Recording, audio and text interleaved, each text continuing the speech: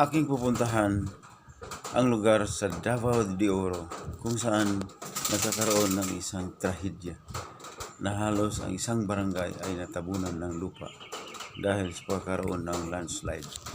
Ayon pa sa rescue team, umaabot ng 68 na rescue ng mga bangkay na nahukay nila sa ilalim ng lupa. At meron pang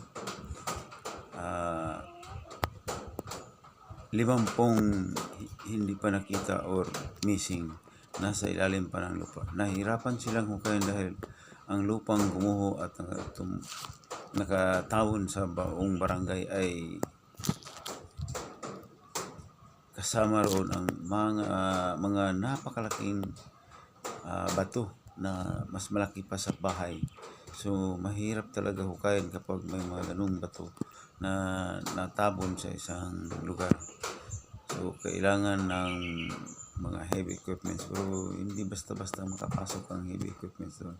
So mano-mano talaga ang paghukay sa mga bangkay o mga natabunan sa ilalim ng lupa. Hanggang sa kasalukuyan, hindi pa ito pinapasokan ng mga residente. Lahat sila ay na-relocate ng government ng Davao de Oro para hindi na maiwasan baka magkakaroon pa ng iba pang pagguho. So nirelocate sila sa isang safe na lugar. So ilan pa kaya ang mga kamag-anak na iiyak? Ilan pa kaya ang pamilyang nawalan ng mahal sa buhay?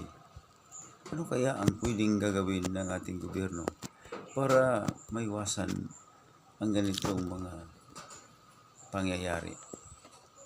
Ang lugar na ito ay isang barangay ng Davao de Oro kung saan nasa pinakababa sila na bahagi ng barangay. Ang paligid nila kaliwat kanan ay puro na napakatayog na bundok. Yan, ipapakita ko sa inyo mamaya ang mga bundok kung saan napakadelikado. No? Na may isang bundok pa roon na ayon pa sa mga residente ay papuntang itaas, nasa 8 hanggang 15 kilometro ang taas. So napakataas talaga. Nasisira ang bundok dahil sa mga illegal loggers, pinutol ang mga puno. Nasisira rin ang bundok dahil sa mga pagmimina ng mga small miners. Yung mga residente lang nagmimina sa gilid ng bundok at sa ilog. At ang pinaniniwalaan nila, ang isa sa dahilan kung bakit gumuho ang lupa ay mayroong malaking kumpanya na nagmimina roon ng ginto. Kaya nga nasira ang bundok. Yun na biglang gumuho at maraming nawala ng bahay at maraming namatay. Kita-kita tayo ron. Tara, let's! Papunta na ako ngayon sa Davao de Oro, yung pinakamalayo na bundok. Yan, lampasan pa natin yan. Puntahan natin yan sa biyaheng Quezon. Sa gasolinahan, nagpaano ko pag-gasolina tayo, baka hindi iabot yung ating gasolina papunta doon sa ating transaksyon. Yan ang mga gasolin boy, mga gwapo, mga pugi. Hindi tayo lalapit, bawal kasi dyan eh. Okay, paakit na ako sa bundok. Mga 1 hour from now, darating na ako ron.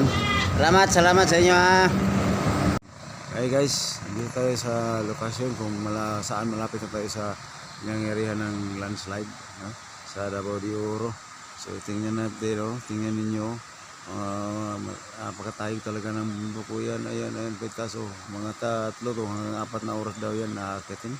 Sabi ng mga taga rito, yun sa kabilang sa kanan kaliwang banda yun yung isa, yan grabe, hindi maabot ng kamera.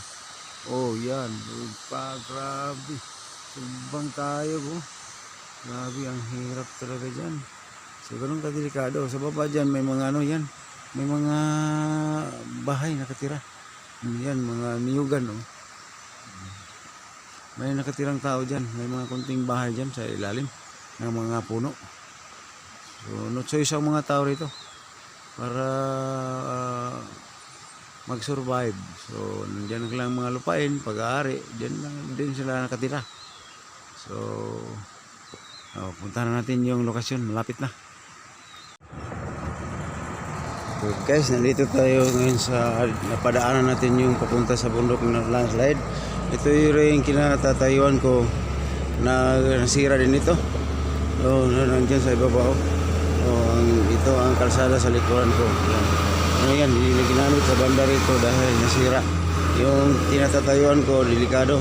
Ang ilalim nito, wala nang lupa. Anytime from now, pwede itong mag-landslide, mag-collapse. Kasi yan ang mga yan ang mga quarrying doon, hinuhukay kasi nila yung ilog. Kaya nga, nag-landslide ang bandang dito sa tinatatayuan ko. Napaka-delikado talaga dito. O yan, bawal sana dito tatayo, pero ano lang, dumaanan tayo. Yan, nasira ang daan. Doon, inultasan yung bundok. Doon sa banda, sa tabing bundok, para doon ilipat yung daan. Kasi itong nalagyan na aking motor, ano yan, sira na yan. Ano yan, anytime from now, pwede na mahulog yan, papunta doon sa baba o doon sa ilog. So, alis na tayo, baka delikado. Okay. Nandito na ako sa location kung saan nag-landslide yung malaking bundok. Ito, maliit lang ito ang nag-landslide, pero maraming damage. Nasa itaas.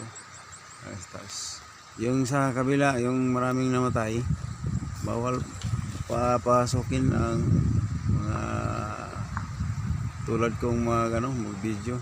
Kukuha pa tayo ng clearance sa Office of the Mayor. So, next week, secure tayo ng para dito may rin. Marami ring nasirang ari-arian dito. Wala na. Nasa tayo sa Barangay Masara, Maragusan. Ang municipality ay Maragusan. Barangay Masara tayo.